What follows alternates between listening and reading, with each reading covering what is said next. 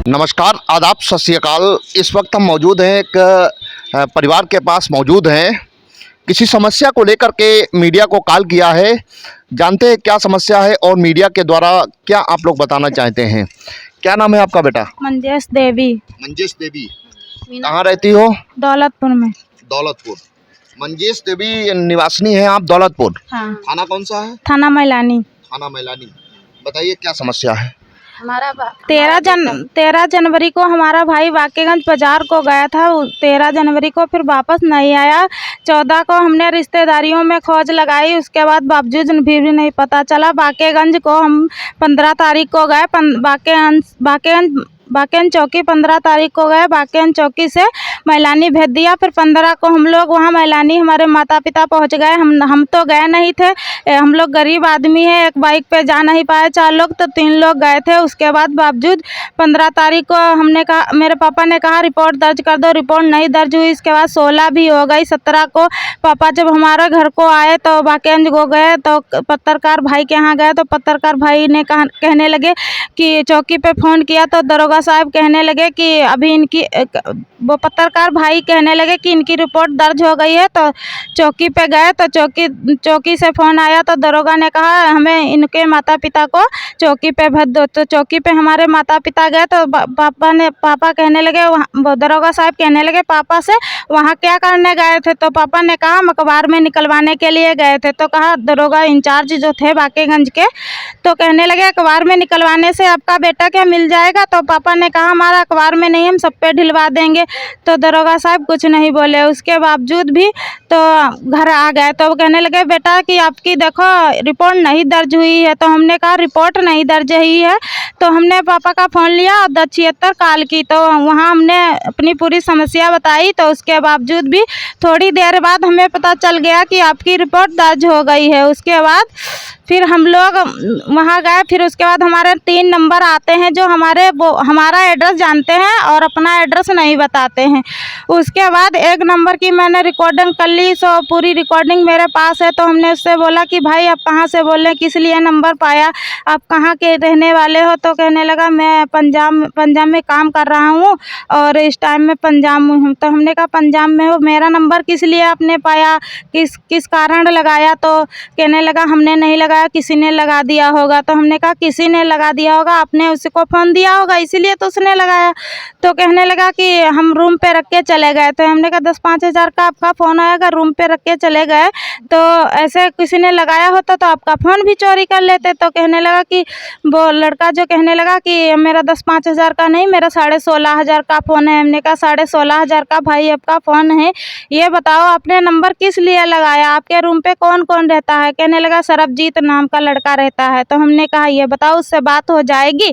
तो कहने लगा कि कल हो जाएगी बात, आज वो दुकान पे गया है। तो हमने कहा ठीक है कल लगाएंगे। जब हमें इस बात की हमारे पास रिकॉर्डिंग रखी है, जब हम दूसरे दिन फ़ोन लगाए तो हमने कहा भाई सरबजीत का नाम बता दो, तो सरबजीत के बारे में बात करा दो। तो वो गंदी गंदी गालियाँ देने लगा। फिर कहने लगा उसकी माँ ने कहने लगी कि इस पर फ़ोन मत लगाना। तो इससे हम फ़ोन नहीं लगाए। फिर वह नंबर हम चौकी पे दिए जाकर, तो चौकी वाले दरोगा ने कहा कि बेटा तुम्हारा भाई 2 दिन में मिल जाएगा, परेशान मत हो जाओ, होली तक का आ जाएगा। तो हम होली तक रास्ता देखते, होली तो 8 दिन के बाद थी। उसके बाद होली के बावजूद भी फिर हमने फ़ोन लगाया तो कहने लगे कि आपके नंबर सरप लाइन पे लग गए हैं, ऐसा करो पता सब चल जाएगा। तो फिर हम वहाँ सरफ लाइन पे नंबर लग गया है, पता चल जाएगा। तो हमने कहा ठीक है। फिर कहा जाओ बेटा उस लड़के को फ़ोन पर, हमने नंबर उसका दिया, जाकर रिकॉर्डिंग सुनाई। तो दरोगा साहब ने कहा कि आपकी रिकॉर्डिंग तो ठीक है और इसी के हाथ में है और ऐसा है 2 दिन के बाद हम आपका भाई दिलवा देंगे। तो हमने कहा ठीक है आपकी मर्जी। तो हम कहने लगा आपके भाई ने फ़ोन लगाया है। तो हम कहे हमारे भाई ने लगाया होता, हमारा भाई हमारे सामने आ जाएगा तो हम बताएं, तो हमसे पूछेंगे आपने लगाया था या दिया, किसने लगाया था? तो कहने लगा ठीक है, जाओ घर जाओ। तो हम लोगों को उस लड़के को बुलाया 1 घंटे के लिए और हम लोगों को घर भेज दिया। उसके बाद उस लड़के से पूछ जाँच की तो वो लड़का कह रहा है कि हमें नहीं पता है। तो हमको घर भेज दिया। उस लड़के के माँ बाप हमारे घर पे आए थे। तो दूसरे दिन तो दरोगा साहब उस लड़के के माँ बाप से कहने लगे कि जाओ तुम दोनों पार्टी समझो जाकर। तो उसके माँ बाप आए थे, तो बाप और उसके बहनोई लड़के के आए थे, तो बहनोई 2 थे। तो कहने लगे कि बेटा हमसे कहने लगे कि चलो बांधते हैं बात। तो इस लड़के ने बोल दिया। तो हम कहने लगे कि हमारा भाई दे दें आकर, जहाँ बेचने हो चाहे खोचने, हमारा भाई दे दें, हम कुछ ना करबो, छोड़ देबो। उल्टा हम अपने पर मार ले लेबो कि हुई है कोई बात ना, हमारा भाई घर से चलो गो रहा है, कोई बात ना है। और अपने पर ले लेबो और हमारा भाई दे दें, यार कहाँ बेचने है कहाँ खोचने है। तो उसके बाद फिर तो वो उसके माँ बाप बोले कि बेटा हमसे दरोगा साहब 25,000 रुपये मांग रहे हैं और देखो हमारे बेटे से 25,000 रुपये मांग रहे हैं, हम तो छूट जाएंगे। तो हम कहने लगे जाओ, हम गरीब आदमी हैं, 3 हमारी बहन, इकलौता भाई था और यहाँ से छूट जाओगे। इस तन में जितनी हमारी ताकत रहेगी तो आगे से तो नहीं छूट पाओगे, जाओ यहाँ से छूट जाओगे, कोई बात नहीं। उसके बाद कहने लगे चलो हम भी खोज करेंगे। उसके माँ बाप कहने लगे हम भी चलो खोज करेंगे और आपका भाई ढूंढवाएंगे। दरोगा साहब कहने लगे कि जाओ जहाँ तुम्हारा लड़का काम कर रहा था, इनका ये बता रहा है यहाँ काम कर रहा है, वहाँ जाओ। तो हम कहने ऐसे तो हम लोगों ने बहुत ढूंढाई करी, नौताई बेदाई सब कुछ करवाई, ये बताओ कहाँ काम कर रहे हैं, वहाँ हो तो हम चलें, अपना किराया लगाएंगे और अपना सब कुछ लगवाएंगे, जहाँ बेच आओगे वहाँ से पैसे हम भर देंगे, हमारा भाई आ जाएगा। निखिल वो लड़का कह रहा है कि हम काम ही करने नहीं गए थे। तो हम उसके गांव गए, पता लगाया, हमने कहा ये लड़का काम करने बाहर गया है या नहीं गया है। तो गांव के लोग कह रहे हैं 2-4, ये लड़का कह रहा हम 1 ही बार गए थे पंजाब में, गांव के लोग कह रहे हैं कि हम 2-4 बार ये लड़का जा चुका है वहाँ काम करने। तो सरजीत की उम्र क्या है? उम्र 14 वर्ष है। 14 वर्ष। हाँ, 14। किस क्लास में पढ़ता है? 7th में पढ़ता था और 7th अब तो हो गया है जनवरी तक, और उसके बाद 8 में आ गया था। कहाँ पढ़ता था? जानकी देवी कन्या इंटर कॉलेज बाकेगंज में। जानकी देवी कन्या इंटर कॉलेज बाकेगंज। हाँ। अच्छा, तो क्या ऐसा तो नहीं कभी कभार आप लोगों के बीच विवाद होता हो, इसको लेकर के कुछ परेशान हो? नहीं, विवाद कोई नहीं हुआ है। और ऐसा है मार्केट को गया था बाकेगंज सब्जी लेने। हम क्या भैया सब्जी ले आवो। 13 जनवरी को गए हैं। ये बात ये जो रिकॉर्डिंग आप सुना रही हैं, इससे बात कब हुई है? इससे बात हुई है 14 मार्च। 14 मार्च। हाँ।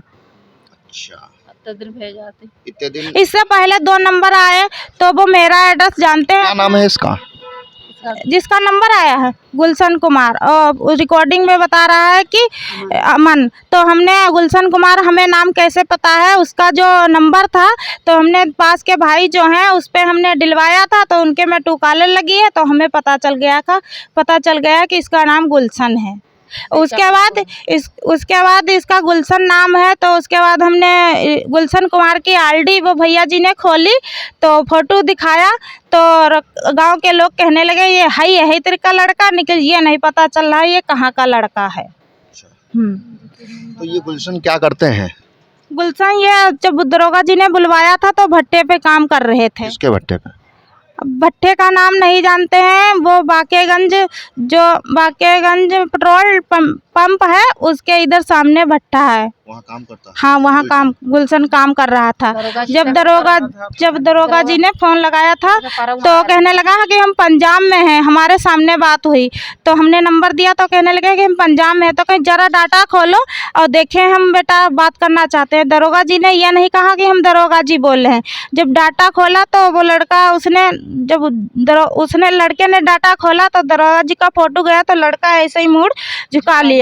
तो कहने लगा जरा तुम गूंगे हो का, बोल क्यों नहीं रहे, ऊपर सर करो। तो वो सर क्या, तो कहने लगा आपको मेरा नंबर किसने दिया? तो कहने लगा किसी ने दिया होगा, यहाँ आ सकते हो? तो कहने लगा हाँ आ सकते हैं। तो वो लड़का आया, उसके बाद उस लड़के से बात की और हमसे कहा बेटा जाओ 2 दिन में तुम्हारा भाई मिल जाएगा। तो हमने कहा ठीक है मिल जाएगा, अच्छी बात है, और हम घर चले आए। ये किस तारीख की बात है? ये जब बुलवाया गया था चौकी पे, बुलवाया गया था चौकी पे, तो 18 तारीख की शायद बात है। 18 मार्च की बात है। हाँ गुमशुदगी की रिपोर्ट दर्ज हो गई है। हाँ दर्ज हो गई, मुझे रिपोर्ट की कॉपी नहीं मिली है। उसके बाद बावजूद हम परसों वहाँ गए थे लखीमपुर में, तो हमको रिपोर्ट जब बात हुई तो हमें फ़ोन पे रिपोर्ट एक पन्ना खाली दिया है। आपको बुलाया गया है, अभी बात हुई है इंचार्ज साहब से, तो उन्होंने कहा भेज दीजिए अपनी रिपोर्ट ले जाएं आकर के। हम वहाँ जाएंगे तो इंचार्ज साहब हमको धमकी देते हैं, हम नहीं जाएंगे। आप जाकर तो देखिए। हम यहाँ लखीमपुर में गए थे तो कहने लगे कि मेरे खिलाफ आपने रिपोर्ट दर्ज करवाई है, आपके घर पे जा रहे हैं। हम तो यहाँ माँ बाप और हमारी 2 बहन वो घर पे थी, तो वो बहुत घबरा रही थी। वहाँ से फ़ोन आया था कि तुम, दरोगा जी ने फ़ोन किया है कि देखो आपने हमारे खिलाफ क्यों कार्रवाई की है। तो हम वहाँ 16 को गए थे तो एसपी के पास, तो वहाँ एसपी से मुलाकात नहीं हुई थी। वहाँ जो लेडीज़ पुलिस बैठी थी वो कह रही थी चलो सरफ लाइन पे नंबर लगवा देंगे। 16 मार्च भी हो गई, उसके बाद बावजूद नहीं लगा, उसके सरफ लाइन पे नंबर भी नहीं लगे। उसके बाद जब हम यहाँ घर आ गए तो अभी परसों दरोगा जी ने जब मांगा नंबर, तो हम कहने लगे कितनी बार नंबर आपको दे हम, और नंबर तो हमने आपको दे दिया था, सरफ लाइन पे अब भी नहीं लगे। आपने तो कहा था उस दिन लग गए हैं। और तो उसके बाद जब हम वहाँ हम तो पापा की दवाई लेने आए थे गोला को, फिर उसके बाद तो हम घर गए तो शाम को हमने फ़ोन लगाया, शाम को दरोगा साहब ने फ़ोन लगाया कि बेटा हमें नंबर दे दो। तो हमने फिर फेस उस पर हमने व्हाट्सएप पे नंबर कर दिए। तो परसों शायद लगे हों, मुझे नहीं पता है कि लगे हैं या नहीं लगे हैं। क्या लग रहा है पुलिस आपकी मदद कर रही है? जैसा कि अभी इंचार्ज साहब से बात हुई, उन्होंने कहा सर्विलांस पे लगा दिए गए सारे नंबर, और जिनसे जिसकी बात हो रही है सारा रिकॉर्ड डाटा इकट्ठा कर लिया जाएगा। हम कह रहे हैं कि 20 तारीख तक हमारा भाई आ जाए ना, हम धरना पे बैठ जाएंगे पूरी फैमिली सुद्धा। कहाँ धरना पे बैठोगी? हम धरना पे यहाँ लखीमपुर में बैठेंगे और लखनऊ जाएंगे मुख्यमंत्री के पास। अब हम लोगों ने बहुत बहुत बहुत कुछ बिल्ला गए हैं। अब हम क्या करें, 3 बहन थे, अकेला हमारा भाई था। और हमारा भैया कहाँ, क्या करते हैं? पापा हमारे कुछ भी नहीं करते हैं। पापा हमारे यही खेती किसानी कर लेते हैं, वो भी अपना। पापा की हालत देखो, पापा तो कतई बेकार हो गए हैं। माता जी आप बताओ पापा को नहीं, क्या बताना चाहोगी? हमसे यही हम कहते हैं हमारो भैया मिल जाए, हम कोई पर कुछ नहीं करी, वो हमारो भैया मिल जाए जहाँ हो। हम लोग बहुत दुखी हैं, बहुत पैसा लगाए दे ढूंढबे मैया, अब पता नहीं कहाँ हमारो भैया है, तहाँ हो तहाँ ढूंढ के लाई दें हमारो भैया।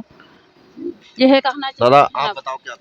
अरे भैया हम गरीब आदमी, हम का बताए है, हमारा भैया ला के दे दें गुलशन, जहाँ खोई न हो, जहाँ बेचनी बाचनी हो तहाँ तो ला के दे दे। हम तो फिर बहुत भर जाइए वो किले, हमारो एक ही बेटा है, हम का बताई है, हमसे कुछ होना है आपको हो जाती है भैया। गुलशन को मंजेश रखा गया जब 18 तारीख को बुलाया गया, 18 को बुलाया, 18 मार्च को बुलाया गया, तो कितने दिन पुलिस कस्टडी में रहे? हमारे सामने बुलवाया गया उस लड़के गुलशन को बुलवाया गया, तो और मैटर थे 2-3, तो गुलशन 1 घंटे के लिए बैठे रहे, उससे पूछताछ नहीं हुई। हम तो सुबह के चौकी पे बैठे थे, और उसके बाद जब हमारे सामने 1 घंटा लमसम बात उससे थोड़ा बहुत ऐसे ही, तो वहाँ पे 2-4 लोग थे, बहुत जो मैटर आते रहते, तो हमने रिकॉर्डिंग सुनाई। तो कहने लगे इसी लड़के के हाथ में इसे बंद कर दो 2-4 दिन के लिए, तो पता चल जाएगा इसे, इसके हाथ में यही उगलने लगेगा। तो कहा इसे बंद कर देंगे, 2-4 दिन निकलने नहीं देंगे, और जाओ तुम बेटा, तुम्हारा भाई मिल जाएगा। उसके जब हम घर भी हम लोग पैदल थे, गरीब आदमी थे, हम लोग पैदल गए, और वो लड़का वो साइकिल से आया था, वो बाइक से शायद गया होगा। तो हमको उसके बहनोई और जो उसके माता नहीं थी, पिता थे और बहनोई थे, हमको वो रास्ते में मिल गए। वो हम लोग घर नहीं पहुंच पाए, उसे छोड़ दिया। दिन मुंद गया था, उसे छोड़ दिया। वो लड़का 4 बजे आया था, तो 1 घंटा बैठा रहा, 5 बज गए। उसके बाद 5-6 बजे। अच्छा, तो देखिए अभी मंजेश देवी और उनके माता पिता को सुना है। सरबजीत जो हैं इनके भाई हैं, 14 साल उम्र है, और 13 जनवरी को मार्केट जाते हैं, क्लास 7th के स्टूडेंट हैं, और उसके बाद उनका पता जता नहीं लगता है। 14 मार्च को कॉल आती है, और अननोन नंबर से कॉल आती है, बताया जाता है, कुछ क्लूज़ मिलते हैं। रिकॉर्डिंग बतौर साक्ष्य आपके पास में मौजूद है कि पंजाब में सरबजीत भी काम कर रहे हैं। आप ये मामले को लेकर के पूरा वाक़या पुलिस को बताती हैं, तहरीर दी जाती है। पुलिस भी गुलशन को खोज निकालती है। 18 मार्च को गुलशन को पुलिस कस्टडी में ले लिया जाता है। घंटा खान वहाँ बैठते हैं, जो भी पूछताछ हुई हो, लेकिन क्लूज के अनुसार आप बताया जा रहा है कि सारे के सारे नंबर जो हैं गुलशन से रिलेटेड वो सर्विलांस पे लगाए जा चुके हैं। परिवार बहुत परेशान है और गुमशुदगी की रिपोर्ट दर्ज कर ली गई है थाना मैलानी में, और पुलिस का कहना है कि सारे नंबर सर्विलांस पे लगा दिए गए हैं और जल्द से जल्द इसका निराकरण कर दिया जाएगा। परिवार का कहना ये है कि अगर 20 अप्रैल तक न्याय नहीं मिलता है तो लखीमपुर हम लोग धरने पर बैठ जाएंगे, और उसके बाद भी अगर न्याय नहीं मिलता है तो लखनऊ मुख्यमंत्री के आवास पे या मुख्य विधानसभा के सामने हम लोग धरने पर बैठेंगे। बहरहाल मामला बहुत संजीदा है, इसको लेकर के परिवार बहुत परेशान है। 3 लड़कियों के बीच में एक भाई था और वो भी गायब है इस वक्त। परिवार बहुत ज़्यादा परेशान है इसको लेकर के, और परिवार चाहता है कि हमारा बेटा, हमारा भाई मिल जाए ताकि हम लोग अपना जीवन यापन करने लगें। परिवार काफ़ी गरीब तबके का है, मजदूरी से अपना जीविकोपार्जन करते हैं। अब देखना ये है कि इस मामले को लेकर के आगे अग्रिम कार्रवाई क्या होती है और क्या होता है। इसी के साथ ब्यूरो रिपोर्ट की खबर।